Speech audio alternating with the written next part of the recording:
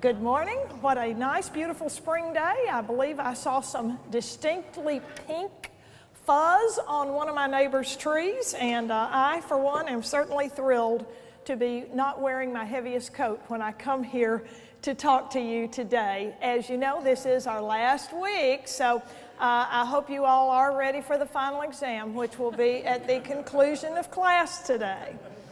Now, last time, 2 weeks ago, it actually seems like a long time now, 2 weeks ago we were talking about the 20s, and in particular we talked about Billy Sunday, this evangelist who really became quite a national sensation, and he added several dimensions to evangelism that others had not up to this point done. His athletic energy as he preached and talked.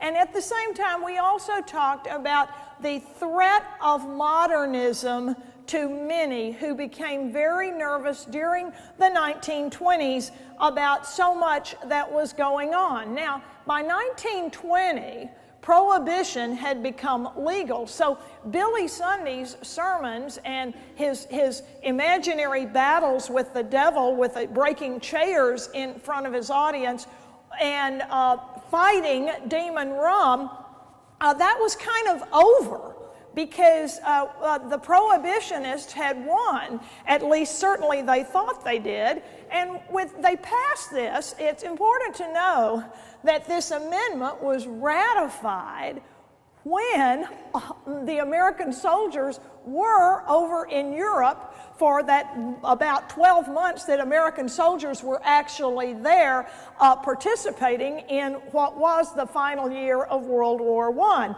you know, it was easy to kind of move your evangelism towards, or your religious beliefs towards fighting the Kaiser, because after all, Germany for many people was the place where all of this intellectualism had come from that was causing so much chaos among our youngsters. And you know, the University of Berlin really was considered the finest educational institution in the world, and so people from all over the world learned German so that they could go to the University of Berlin there. And so, of course, if you lived in Milwaukee, I suppose it was really easy to go after all of those German brewers up there, because clearly they must be pawns of the Kaiser, and so all of this kind of fit together. Now, at the same time we've been talking about Billy Sunday, it crossed my mind that I thought we ought to mention one more person who you really don't know much about today, except you know his legacy, his university, and that is Bob Jones. Bob Jones came along, Bob Jones Sr., not to be confused with a whole bunch of others that came after him, was another one of these evangelists who was out there on the Sawdust Trail doing tent revivals and everything else. And Bob Jones had been the child of a mixed marriage. His mother was a Primitive Baptist, his father was a Methodist, and so he, as a result of that, was baptized as a Primitive Baptist, but became ordained. No, I really wouldn't call it ordained. I would call it licensed to preach for the Methodist Church.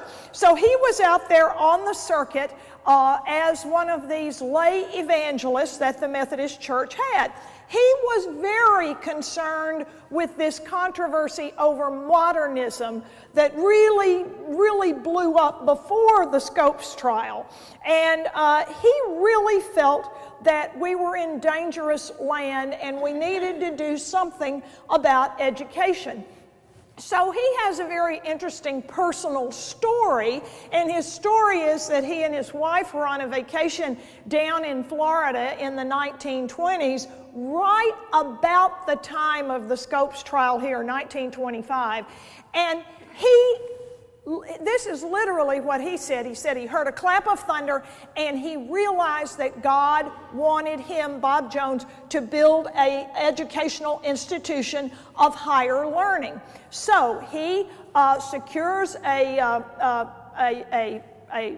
piece of land and some support in Florida and builds his college at Panama City. Now, it's interesting to note this college, I think, opened in 1927, shortly before the stock market crash, and in 1933, in the middle of the Depression, he moved his college to Cleveland, Tennessee. Now, it's certainly not in Cleveland today. It, after World War II, moved to Greenville, South Carolina. But I think it's really interesting to consider that it was in Cleveland, Tennessee. And if Cleveland is over there in East Tennessee, maybe 25 miles northeast kind of Chattanooga. It's a beautiful, beautiful little town. Across the river from Dayton is actually where it is. And so he built this college there, and it certainly thrived, even during the worst days of the Depression. So he was somebody that had gotten involved, and he's going to come back into our story here in just a minute. But I did want to kind of put him on your roadmap, and I also think it's interesting that he has this very small little Tennessee connection. Now, Prohibition is the law of the land. Everybody knows that. This is Americans at their best and their worst. We pass these laws, but nobody really feels a need, or I will say many people do not feel a need to take the law personally.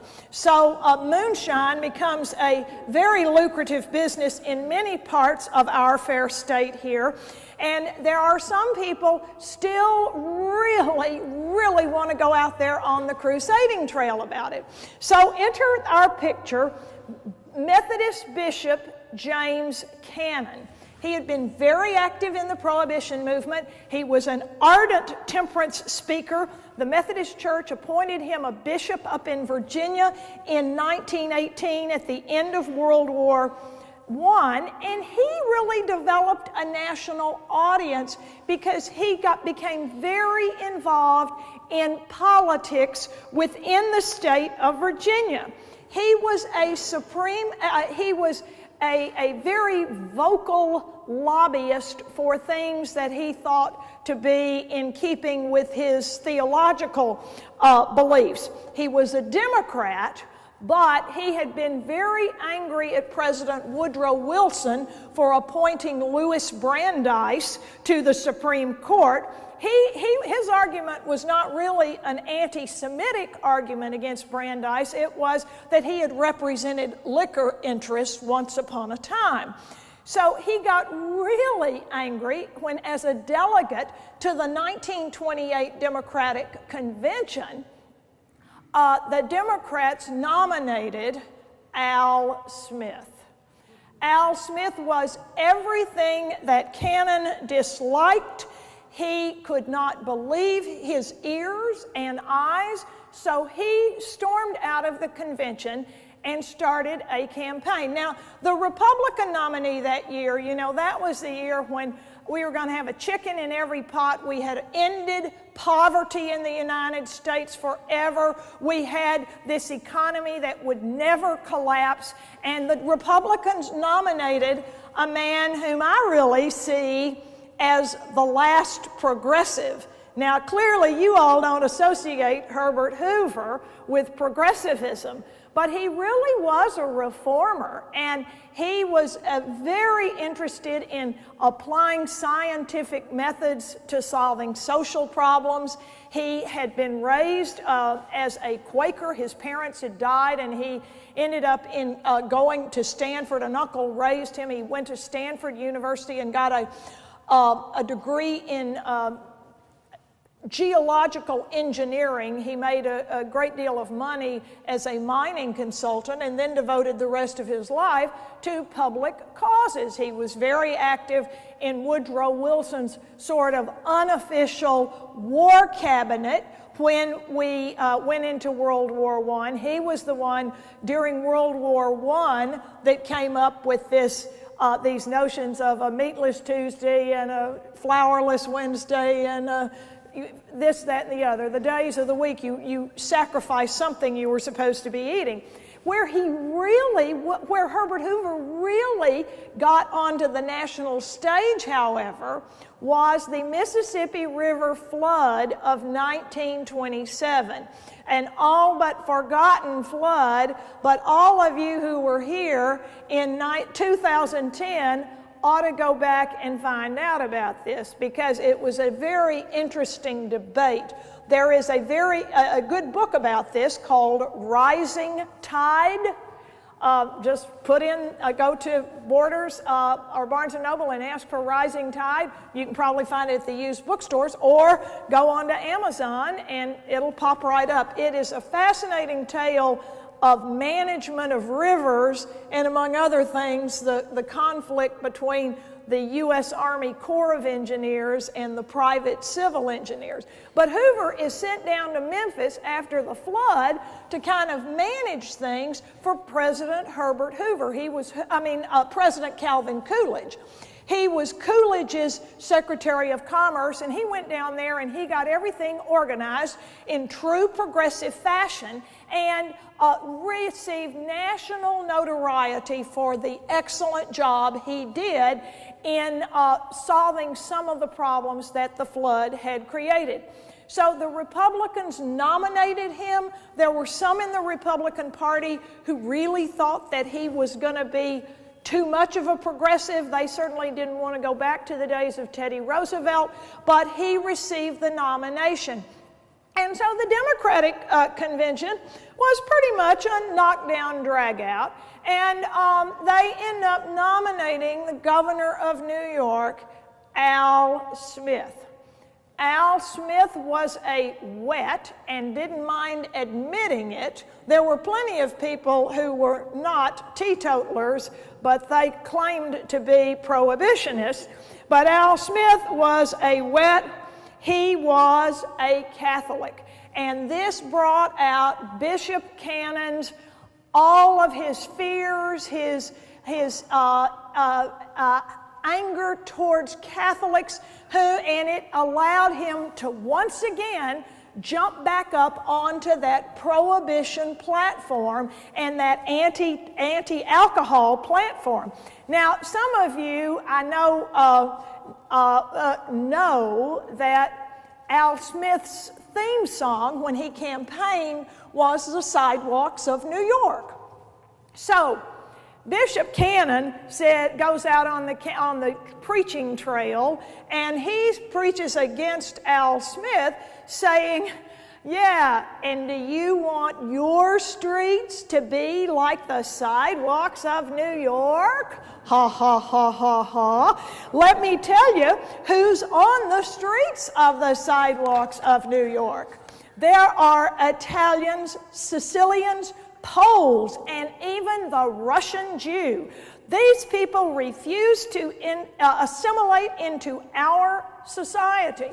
Now, I think it's really interesting that he makes a big distinction between Russian Jews versus Spanish Jews or German Jews, but in his book, the Russian Jews were the extremists of all extremists, the people you need to make tremendous criticism of. So he went out and frequently used terribly crude rhymes about alcohol and Al standing for bad government, and he went on and was quite quickly voiced his anti-Semitism in his talks that he went out and spoke. Now, you know, Cannon is really critical of Smith, but he doesn't really join in to the Klan's criticism of Smith. They kind of kept their distance. Cannon and the KKK, he just wasn't really as concerned about race, I think mainly because he was further north. He was not concerned about race, but he was really concerned about alcohol and New York City, and especially Al Smith. So he goes out there and campaigns. Now, he is virulent. You can go on the internet and read all sorts of things he said that you will find quite shocking.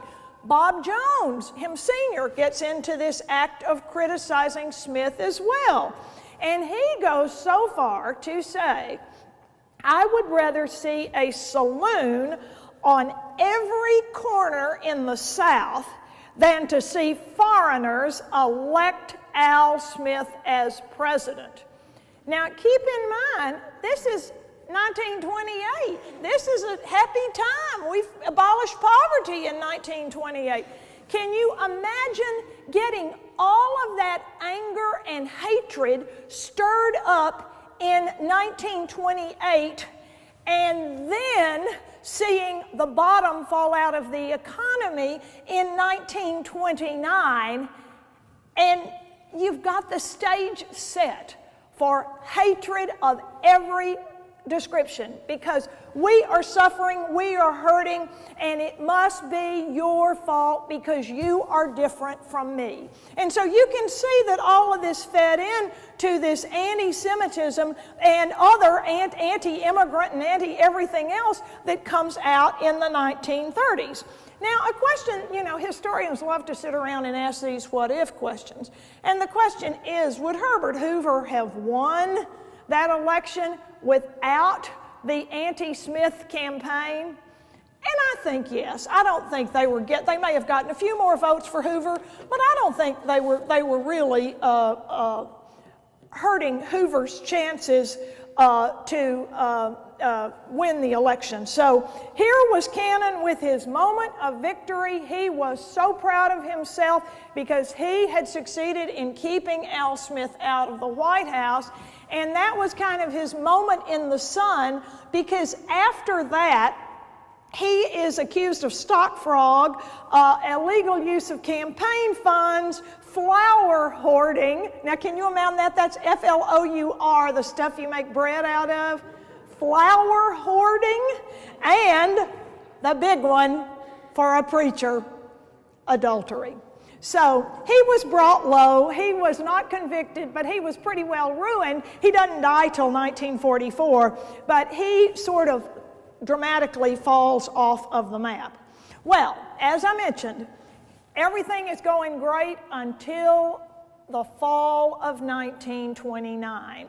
When things are beginning to rumble on Wall Street, it looks like we're going to have a correction in the stock market, and yet when the stock market did have this correction, a malaise poured all over the country, and people just almost overnight developed this real sense of hopelessness. I just can't do anything about my situation. And so you've got people, most Americans are just kind of, this is out of my control with the Depression.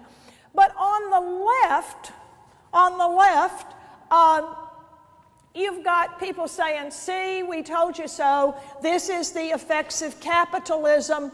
We predicted this. Karl Marx predicted this. You need to join the Communist Party. So the people on the left are calling loudly for you to join the Communist Party, but there was no danger of y'all joining the Communist Party. That just didn't appeal to you either. Now, on the right, you got a few voices saying, what we really need is a dictator. We don't need communism, but look at what Mussolini is doing over there in Europe. So you have some people saying, we need Mussolini. Well, now, look, folks, our choices, if that's our choices, they're not really that great. Stalin, Mussolini. So, nonetheless, Mussolini is very popular in the United States in the 1930s. Adolf Hitler was also fairly popular, but at the early 30s, people didn't see his star rising as rapidly as they saw Mussolini's. People like Will Rogers, Thomas Edison, Andrew Mellon, Charles Lindbergh were very loud and vocal in their praise for what Mussolini had done. And a lot of people said the problem with Franklin Roosevelt, when he did get elected and become president in 1933, the problem with Roosevelt is that he is just simply not doing enough. He needs to just take the power we have given him, make himself another Mussolini, and let's get things straightened out here. So you got a lot of criticisms of Roosevelt. Now, whether you like Franklin Roosevelt or not, you got to admit the guy was a pretty sharp politician. He really did know how to kind of stay away from all of these extremes and at the same time to sort of very quietly neutralize them. But let's talk about some of the critics of Roosevelt's New Deal, people who wanted the New Deal to go further and do more. And one of the chief that I bet some of you remember hearing on the radio was a Catholic priest from Detroit by the name of Father Charles Coughlin. Father Coughlin had grown up in Canada. He had become a priest. He moved to Detroit. He had a very typical small Catholic parish there. And he had been asked by his bishop to raise some money for a shrine to be built to a nun in France, Sister Therese of Lisieux, to build a shrine to her in Detroit. The bishop felt that this would be a great opportunity to bring people into Detroit.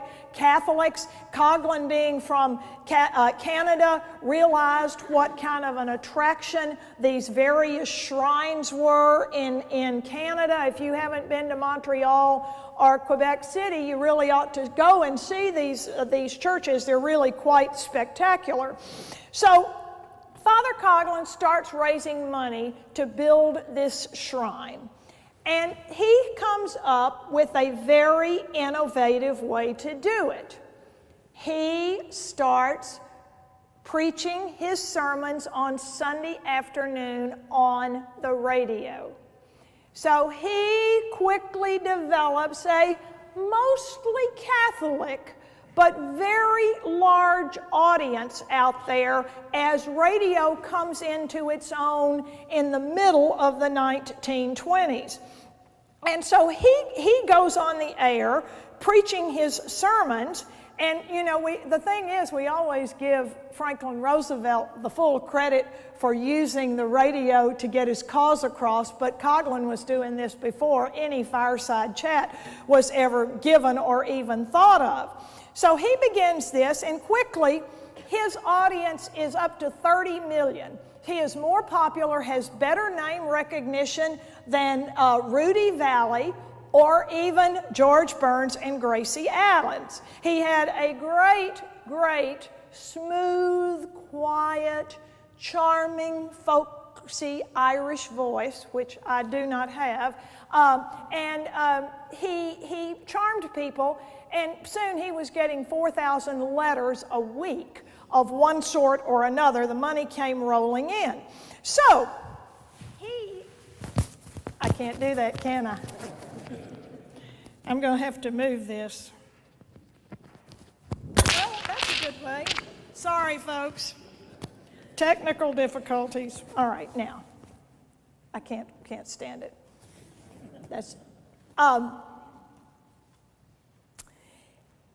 he really decides in 1932 that he is going to campaign for Franklin Roosevelt, which he does on the radio. He goes out on the radio and he develops himself a catchy little slogan. It's Roosevelt or ruin. The country's going to be ruined if we elect Herbert Hoover for 4 more years. So you can imagine when Roosevelt wins that Coughlin sees himself as a major contributor to Roosevelt's victory, and he intends to put himself there as one of Roosevelt's closest advisors. And so he is a little bit distressed when Franklin Roosevelt sort of starts trying to distance himself from Coughlin. Now here is Coughlin, who, by the way, had called the New Deal, when it first comes out, as Christ's deal,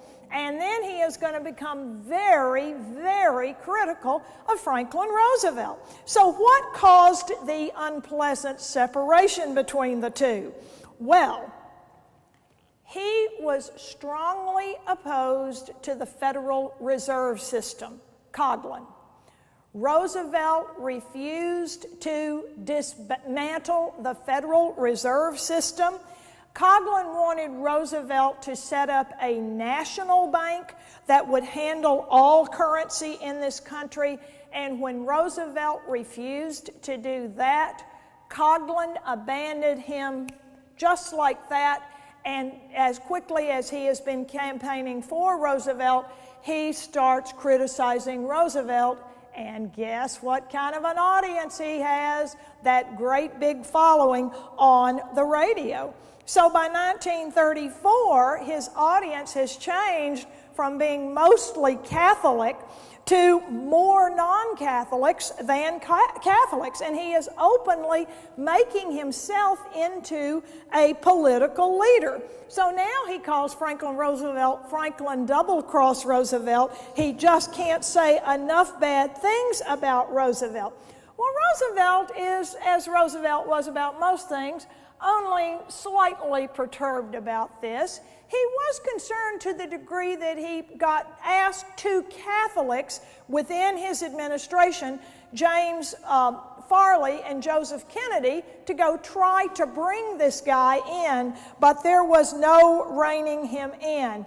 And the tighter he got wound up criticizing the Federal Reserve System, it's a very, very short step from criticizing that to there is a conspiracy of international bankers, and you know where the next step is going. All of our economic trouble can be blamed on the Jews, in Father Coughlin's opinion. And do people say, yeah, they sure do. All over the United States. It wasn't just Germans who were buying into this, it was Americans, I am sorry to say. So, he has a lot of support, and every week on the radio, he ratchets up his very virulent anti-Semitism a notch or two. So it's just going to be a matter of time before he and some other anti-Roosevelt people will join forces, hoping they can create a third party to run against Roosevelt in 1936 when Roosevelt runs for re-election. Now, who does Coughlin join forces with? An aging California doctor by the name of Francis Townsend. Townsend has a kind of an interesting thing going, or an interesting idea. You know, you see people who have one idea and they kind of stay on that song all the time. Well, this was his. He has said that we need to do something about the elderly, and we need to figure out a way to somehow improve the economy and make life easier for the elderly and do all of this at once. So he starts talking about his ideas, which are to create a pension plan, old age pensions for the elderly, and this is going to fix the economy. So all over the country, including in Tennessee, and this is something I'm really interested in. If any of you know anybody who was in a Townsend Club, let me know, because there were Townsend Clubs, 7,000 around the country, and I would really love to know, you know, where they were popular in Tennessee. I know there were some in Tennessee, but I don't know where. And I'm very curious, just simply curious about that. Okay, so how is giving money, increasing the debt to give money to old people, going to help the economy, you ask? Well, first of all, you can only get this $200 a month pension. Now, do you know how much money $200 was in 1935? It was a bucket of money. You can only get it if you agree to do two things. Number one, you must agree that you will not work, you will not make any money. That you have to do, you're forbidden, because what's that going to do? That's going to open the jobs you're holding for younger people to do. So we're going to create some jobs by getting you out of the jobs market. And then, and I don't know how on earth they would have ever kept track of this. You have to agree that every single month you will spend your entire $200. In other words, you are pumping money back into the economy. So you're creating jobs for all these folks who are unemployed by giving up the jobs you're clinging to. You are pumping money back in. And this is going to be the cure-all for everything. And he goes on quite an extensive campaign, Dr. Townsend, with this one idea. Let me tell you about my one idea. Now, from day one, economists were very doubtful about the logic of this. Franklin Roosevelt, he just simply ignored it. So what? So, of course, Townsend, when he didn't get the attention of the president, he was criticizing the president and beginning talking with the Coughlin supporters who are out there listening to the radio. And so you see all of these folks kind of coming together here. Well, then we have the star of all stars of the Roosevelt critics, and he's not a religious man at all. Well, not a person of the cloth. It is Huey Long down in Louisiana. Huey Long, you all know as much about Huey Long as I do. I mean, he's the most colorful character. Movies have immortalized him. He came into a very poor Louisiana. We don't know much about his background, but he comes in and he says, I'm going to make life better for all of you poor folks. He didn't really make very many racial distinctions here. His program is called Share the Wealth. In Louisiana, I'm going to make every man a king. And he's very popular and very effective as a campaigner and a vote getter. Now, his plan was pretty simple. I mean, I guess you could have taken the federal income tax structure and fixed it in such a way to do this. All he's doing is redistributing the wealth, taxing the wealthy people most of their money and giving this money to the poor. It's a kind of a bringing together of the extremes of our economic strata. So he is very popular. He is shot down in the state capital of Louisiana in 1935, a full year before the re-election of Franklin Roosevelt. And so he is out there with this idea, but ultimately in 1936, although the economy wasn't that much better in 36 than it had been in 32, people had sort of given up their hopelessness, and these people all did look sort of extremists. And so Roosevelt won the biggest majority ever, that election. And he had very carefully brought in a few of these more modest reforms. Social Security was created in, 1934, 35, before the election. There was some modest monetary reform, but he did not abolish the Federal Reserve System. So he wins without any trouble. Now, of all of these people criticizing Roosevelt, and again, we're trying to set the stage here for World War II, the most frightening of all of them, in most people's opinion, was an ordained Disciples of Christ minister by the name of Gerald L.K. Smith. Gerald Smith is another one of these names that people have largely forgotten how much criticism and how much hatred he stirred up. He had been born in Wisconsin, become a Disciples of Christ minister, moved to Louisiana, where he shared many of Huey Long's political ideas about redistribution of the wealth. But while Long was pretty racially tolerant, Smith realized that racial intolerance was even more unpopular, racial intolerance was even more popular than Long's tolerance of other people of different beliefs and different races. So he takes Huey Long's program of Share the Wealth and very pointedly puts it in the direction of white supremacy, and much more actually philosophically in line with some of the ideas of the Klan. And Gerald L.K. Smith decides he's going to create his own third party, which he is going to call the America First Party.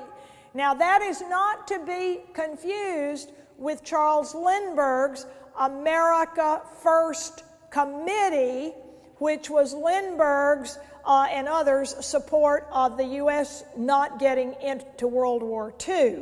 But his was the America First Party. He was spurned actually by Lindbergh and several others, and he just becomes more extreme and more extreme.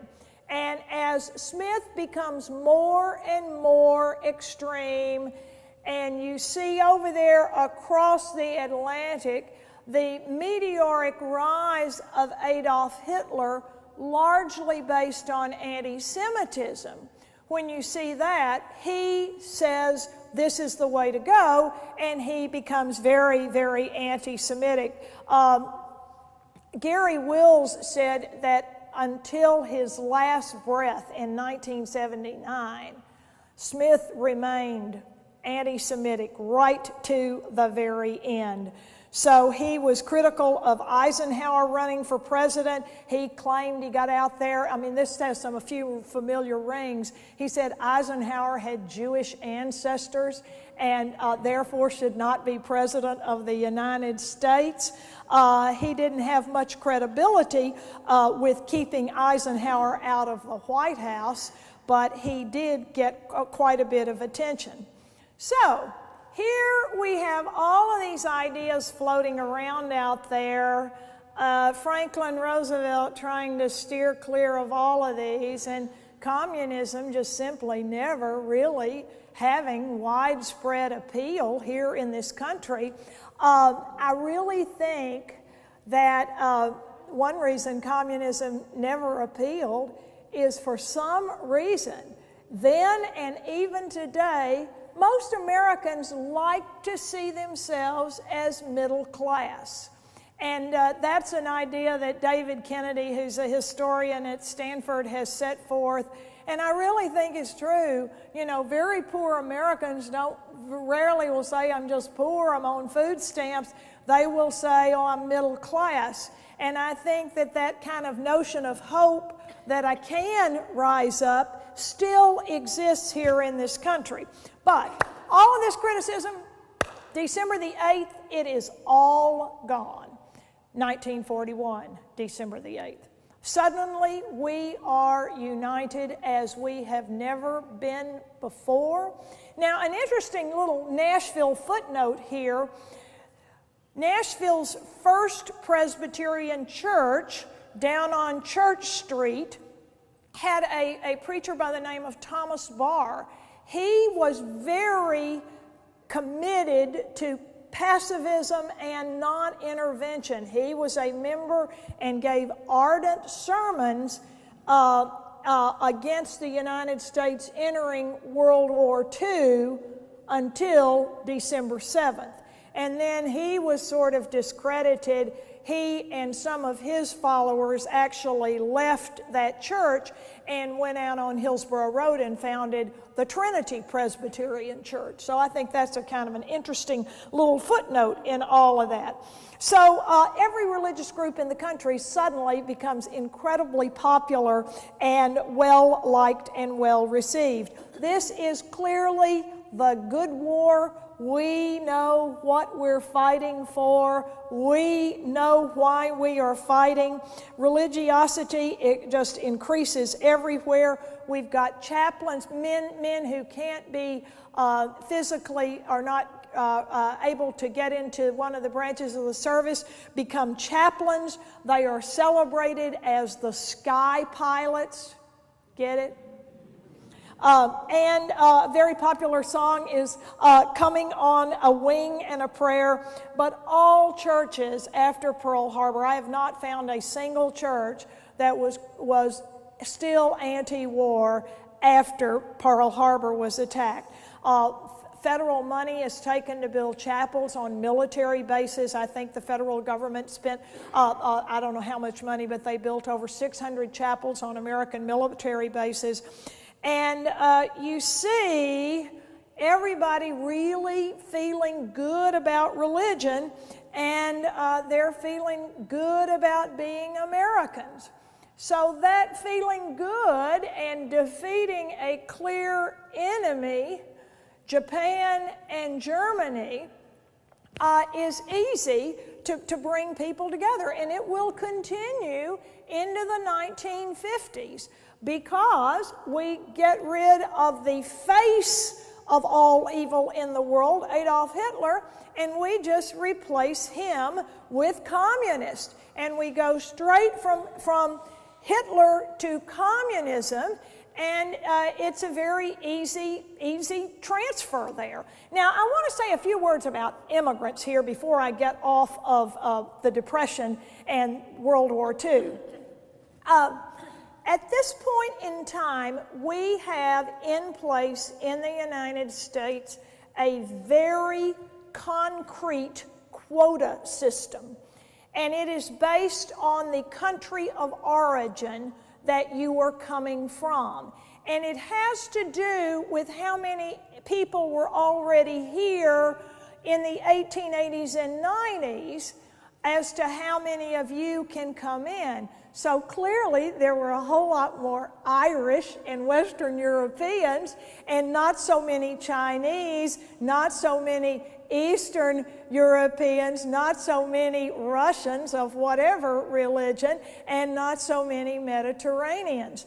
So I think it's kind of interesting to know that when word began to kind of creep out here in the late 1930s and certainly throughout World War II, that Hitler was really attempting to annihilate the Jews, most Americans looked at that with, I just don't want to think about this. They just put the blinders on.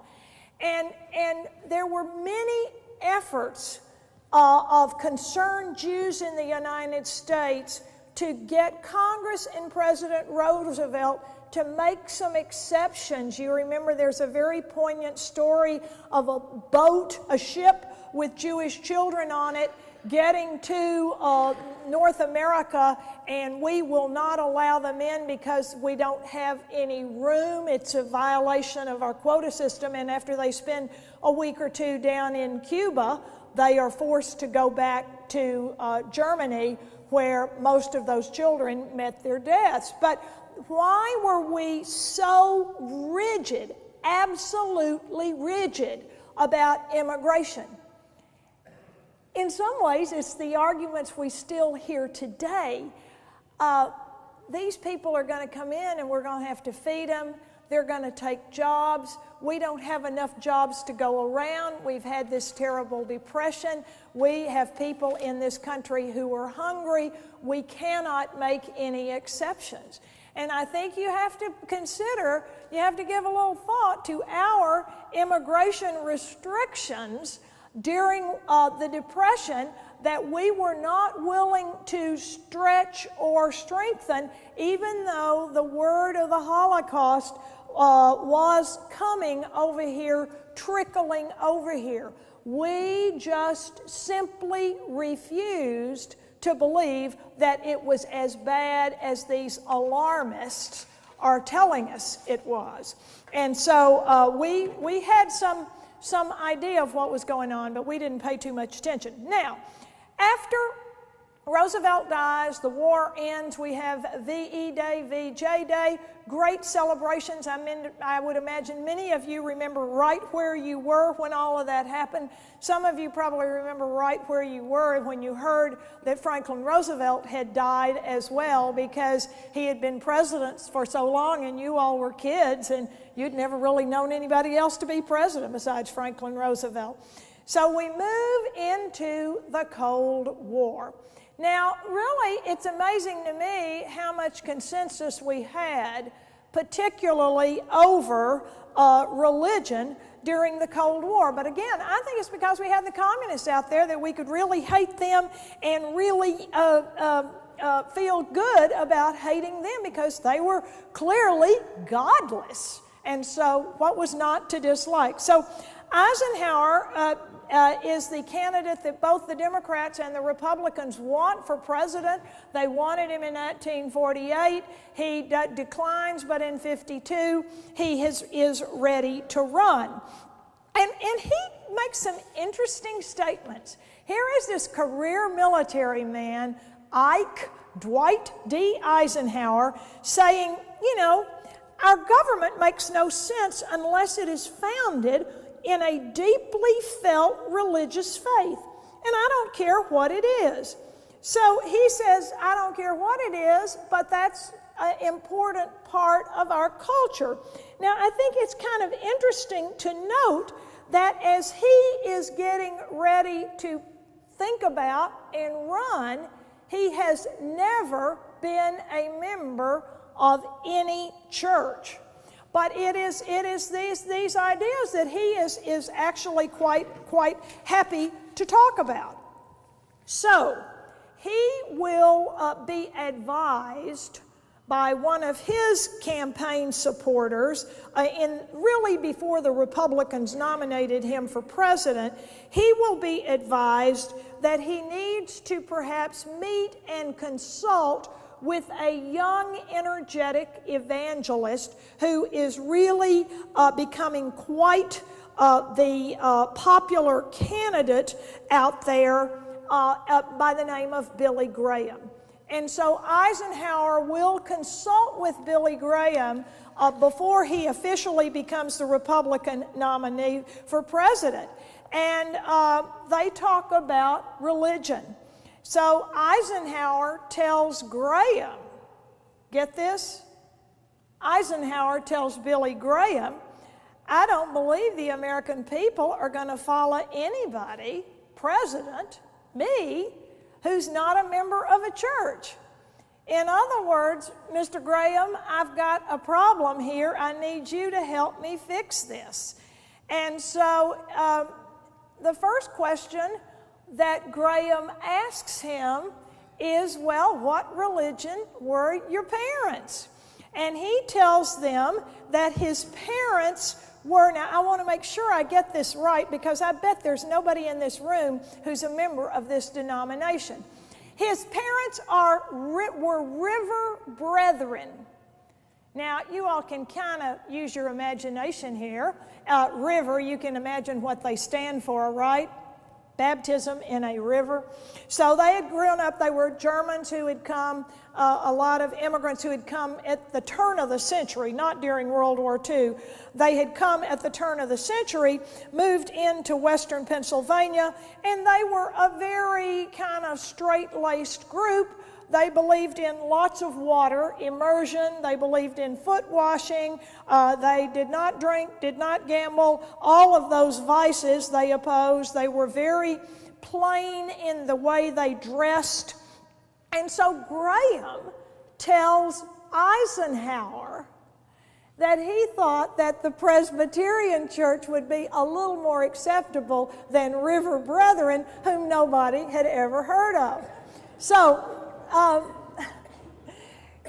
Eisenhower wins the election. He runs against Adlai Stevenson, and he is 2 weeks after he is sworn in as president. Apparently, it wasn't a campaign issue during that campaign at all, but 2 weeks after he was sworn in as president, he goes down from the White House to the National Presbyterian Church, which is on Connecticut Avenue right there in the middle of Washington, D.C., and he joins the church. He is baptized. He is not immersed, but he is baptized as a Presbyterian. He is, I think, the only president of the United States who was baptized while he was in office. Now, General Jackson, as I understand it, was baptized after he came back to Nashville.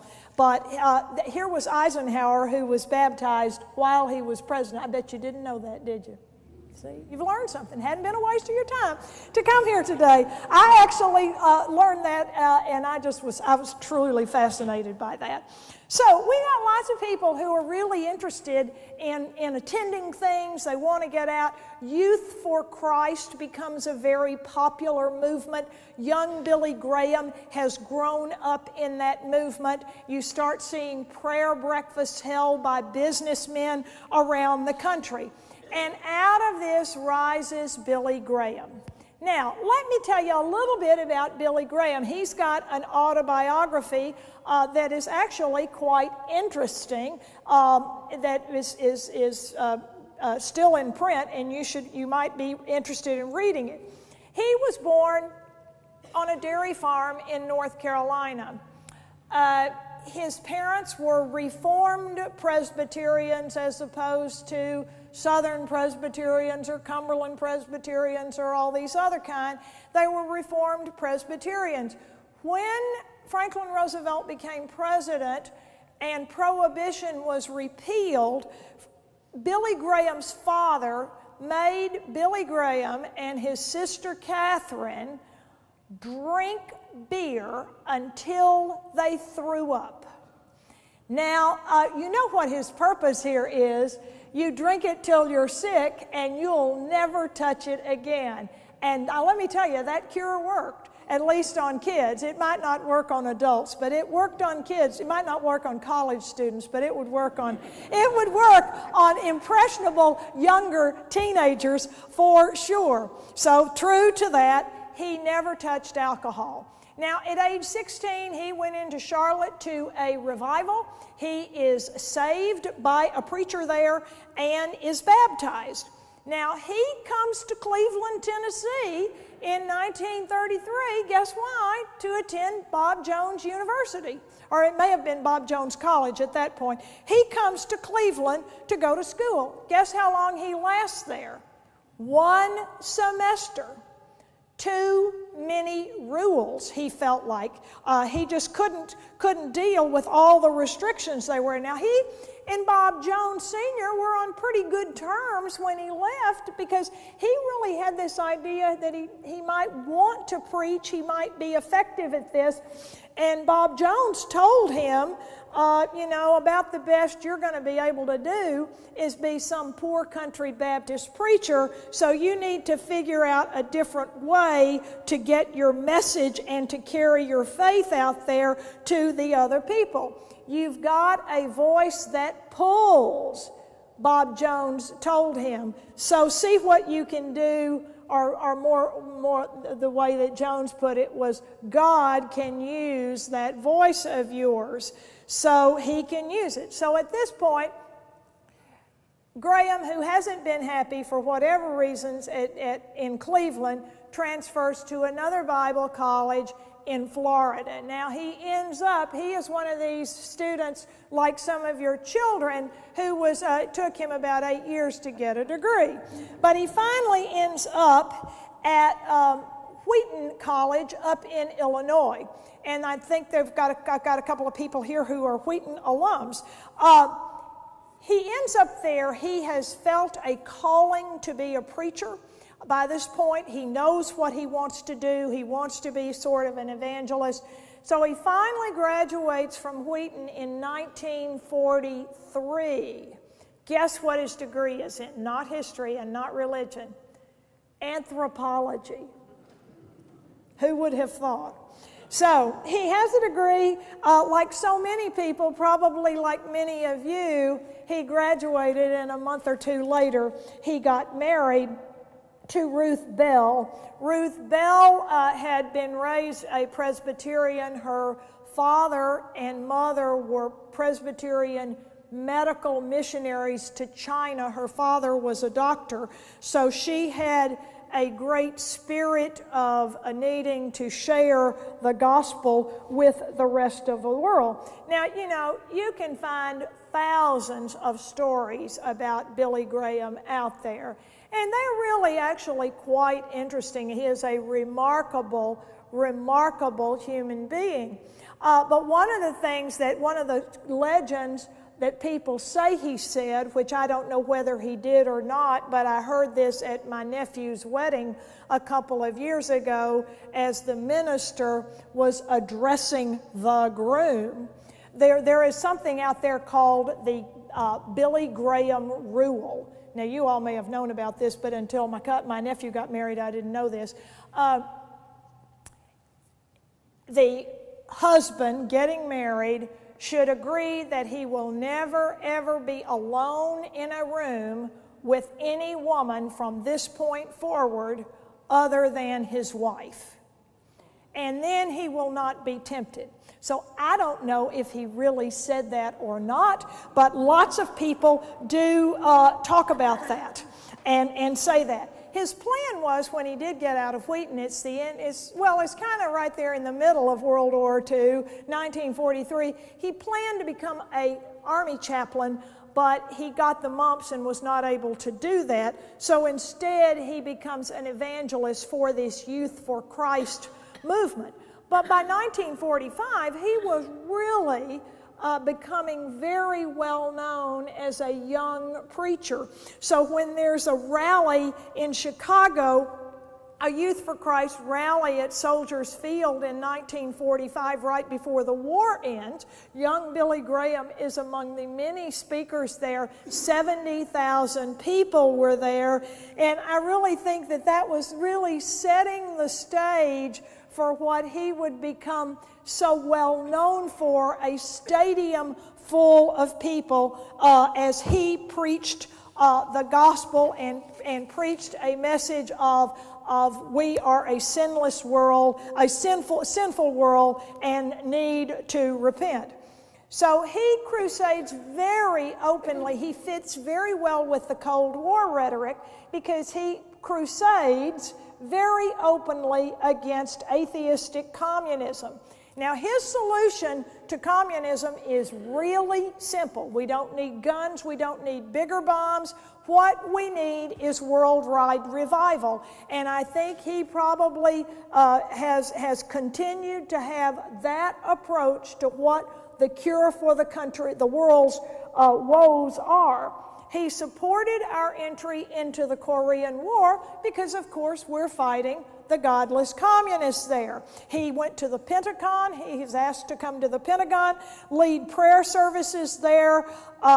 He does criticize President Truman for firing Douglas MacArthur. He saw Douglas MacArthur as a very religious man and criticized President Truman for doing that. But his relationship with Eisenhower, as I said, is quite good, and he becomes the real face of evangelism. There is a Lutheran minister who's kind of retired now, named Martin Marty. Some of you may be familiar with him. He's written a lot of books. He's a very interesting fellow. But he, in the 1950s, when he was a young up-and-coming scholar, wrote a book called The New Shape of Religion, The New Shape of American Religion. And he said in 1959 that what was really kind of troubling here was that there wasn't any controversy among religious people in the 50s. That he felt like religion was becoming, in his opinion, entirely too inoffensive, and that religion really needed to stir people up. And so he felt like nobody was offended by Billy Graham. Nobody was offended by much of anything, he thought. And so he was really concerned that there wasn't more controversy within the ranks of religion. But he was focusing on churches and denominations, and what he wasn't doing really was looking at what was going on down in the South. First of all, Eisenhower certainly never thought he would have to deal with this, but the Supreme Court hands down the decision in the case of Brown versus Board of Education of Topeka. Southerners were outraged by this decision, and it is the year after this decision that the leaders of the NAACP in Montgomery, Alabama, decide that they will challenge the segregated seating system on the city buses, and they begin the Montgomery bus boycott. Now, coming out of that is a young African-American preacher by the name of Martin Luther King Jr. The reason he became the spokesperson that year, during that boycott, was because he was the youngest preacher in town in the black churches, and the older preachers simply felt they had too much to risk by criticizing the white accepted policy of segregation.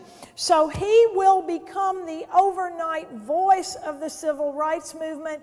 He very carefully sees that for this to really work, we've got to get large numbers of African Americans involved, and the best way to do that is through the churches. So he organizes the Southern Christian Leadership Conference, a fellowship of black preachers who will be the theological basis for the civil rights movement. And there will be lots of criticism here, and he will be criticized in all parts of the South. And those people who really criticize him the most, you know what kind of paintbrush they're going to paint him with? Must be a communist. They say that only a communist would be preaching integration of the races. So he is, anybody we don't like now, they've become communist. Now, Catholicism gains more respectability during the 1950s and 60s. And one of the reasons that it does, I suppose, is Vatican II, which comes along, the Second Vatican Council, where they repudiate the fact that Catholics will not blame Jews as Christ killers. But here comes John F. Kennedy running for president, and we know what happened to the last Catholic who ran for president, Al Smith. So this is a very concerning, troubling issue in the South. Among people who are good, church-going, white, conservative Democrats, can you really vote for a Catholic? Because after all, if you do, he won't be running this country. The Pope will be running the United States. So here is Kennedy, and he goes down to Houston to some kind of a preacher's convention, and he gives a very memorable speech that kind of gets overlooked because he's given so many memorable speeches. But the name of the speech is "What Kind of America I Believe In." And I will not read you all of this, but you should go on your internet and read it. It really is quite a powerful statement of religion in this country. I believe in an America where separation of church and state is absolute, where no Catholic prelate would tell the president, should he be Catholic, how to act, and no Protestant minister would tell his parishioners how to vote. And it's a long speech. I am not the Catholic candidate for president. I am the Democratic Party's candidate for president who happens to be a Catholic. And that really settled the question of his Catholicism for many, many Southerners who, after that, were willing to vote for him. Now, back to Martin Luther King. Martin Luther King has interaction with John F. Kennedy as the civil rights movement turns violent in Birmingham, the freedom rides coming through Alabama, and he is very eloquent in stating his theology and what his theology means he must do when he writes the piece, the essay, I guess I would call it, Letters from a Birmingham Jail. Let me read you just a little bit of this. I am in Birmingham because there is injustice here. Just as the 8th century prophets left their little villages and carried their "Thus saith the Lord" far beyond the boundaries of their homes in town, and just as the Apostle Paul left his little village of Tarsus and carried the gospel of Jesus Christ to practically every hamlet and city of the Greco-Roman world, I too am compelled to carry the gospel of freedom beyond my hometown. He compares himself to Paul. He says we are in this inescapable situation here, but we have to work together. It is a profoundly beautiful document. President Kennedy will submit to Congress a civil rights bill. When Congress sort of drags its heels on that, in August of 1963, King will call, along with lots of other African American leaders, for a march on Washington, at which he gives his "I Have a Dream" speech, filled with religious interpretation and images, religious images in his "I Have a Dream" speech. A couple of weeks after that, the chronology here I actually do think is quite important.